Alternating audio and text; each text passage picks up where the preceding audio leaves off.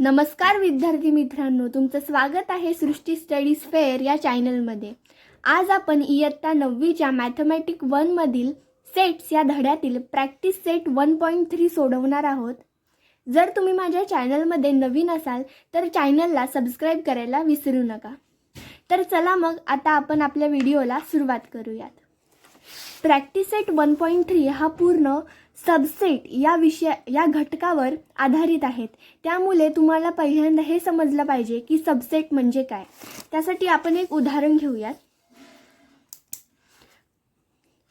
हा आहे सेट ए, त्यात एलिमेंट आहेत 1 2 3 4 5। हा आहे सेट बी, यात एलिमेंट आहेत 2 4। तर सबसेट म्हणजे काय की सेट ए आणि हा सेट बी आहे। तर एखाद्या सेटमधले दुसऱ्या सेटमध्ये सगळे एलिमेंट असतात। जसं की इथे आहे सेट बी मधले 2 आणि 4 हे सगळे एलिमेंट सेट ए मध्ये आहेत, म्हणून बी हा ए चा सबसेट आहे, हे लक्षात घ्या। किंवा हे जर उलट असतं तर ए हा बी चा सबसेट असता। म्हणजे थोडक्यात म्हणायला गेलं तर एखाद्या सेटमधले सगळे एलिमेंट दुसऱ्या सेटमध्ये असतात, त्याला सबसेट असे म्हणतात। सबसेटची जी साइन असते ती अशी असते, B is subset of A. U हा आपल्याला आडवा काढायचा असतो आणि त्याच्या खाली एक रेष द्यायची असते। तर चला मग आता आपण आपल्या प्रॅक्टिस सेटला सुरुवात करूया। तर पहिला प्रश्न आहे, if set A is equal to A B C D E, set B is equal to C D E F, set C is equal to B D, set D is equal to A E, then which of the following statements are true and false. तर मग चला आता आपण सुरुवात करूयात। तर पहिला प्रश्न लिहून घेऊयात। C is subset of B। आपल्याला हे ओळखायचं आहे की ही स्टेटमेंट जी त्यांनी दिले ती बरोबर आहे की चुकीची आहे। तर चला मग आता आपण बघूयात। आता C सेट कोणता आहे, B आणि D, आणि B सेट कोणता आहे, C D E F।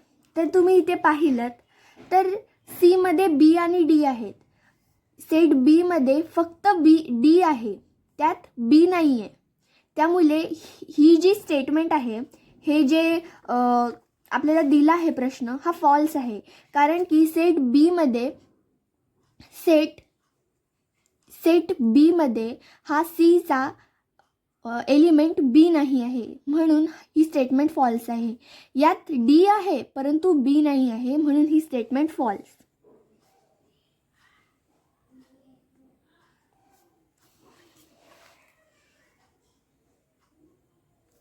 दुसरा प्रश्न, A is subset of D. तर सेम तसंच आपण आता हे सुद्धा बघणार आहोत। सेट ए मधले कोणते कोणते एलिमेंट आहेत, A B C D E, आणि सेट डी मधले कोणते एलिमेंट आहेत, ए आणि ई। आता डी मधले ए मध्ये जर आपण एलिमेंट पाहिले तर ए आणि ई हे दोन्ही याच्यात आहेत, परंतु ह्या प्रश्नात आपल्याला गुंतवलेलं आहे। इथे जर असं असतं set D is subset of A, तर ही स्टेटमेंट ट्रू असती। पण इथे काय लिहिलंय, set A is subset of D, म्हणजे सेट ए मधले सगळे एलिमेंट सेट डी मध्ये पाहिजेत। तर ही स्टेटमेंट फॉल्स आहे, कारण सेट डी मधले सगळे एलिमेंट्स ए मध्ये आहेत।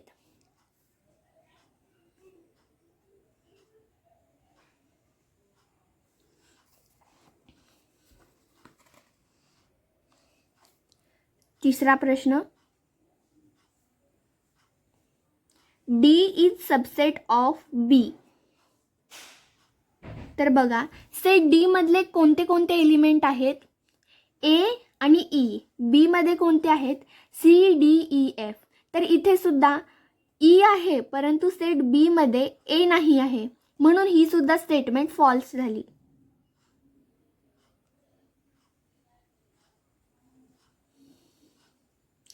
आता question number 4. D is subset of A. आता चे एलिमेंट कोणते आहेत? ए आणि ई. एचे कोणते एलिमेंट आहेत? A, B, C, D, E. तर आता तुम्ही इथे बघू शकता, जसं मी मगाशी म्हणले इथे चुकीचं दिलेलं आहे, तर ह्याचंच बरोबर उलट आहे. डी इज सबसेट ऑफ ए. इथे आपण अशा प्रश्नात आपण गुंतू शकतो, म्हणून हे प्रश्न नीट लक्ष देऊन सोडवायचे असतात. तर बघा, डीचे ए आणि ई एलिमेंट सेट एमध्ये दोन्हीकडे आहेत, ए आणि ई. त्यामुळे ही स्टेटमेंट ट्रू आहे.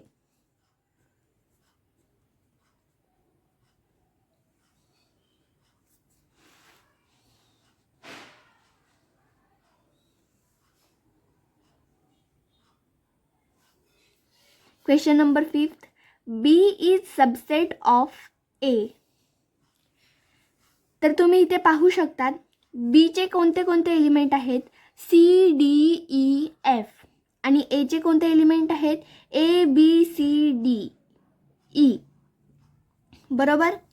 आता बघा, हे सगळे एलिमेंट ह्यात नाही आहेत, ह्याच्यात एफ नाही नसल्यामुळे बी हा एचा सबसेट होणार नाही, म्हणून ही सुद्धा स्टेटमेंट फॉल्स आहे. आता question number 6. C is subset of A. तर ह्याचा आन्सर कसं शोधायचं? मध्ये कोणते कोणते एलिमेंट आहेत? बी आणि डी. आणि एमध्ये कोणते कोणते एलिमेंट आहेत? A, B, C, D, E. आता तुम्ही पाहू शकता, सीचे बी आणि डी एलिमेंट सेट एमध्ये आहेत, त्यामुळे ही सुद्धा स्टेटमेंट ट्रू आहे.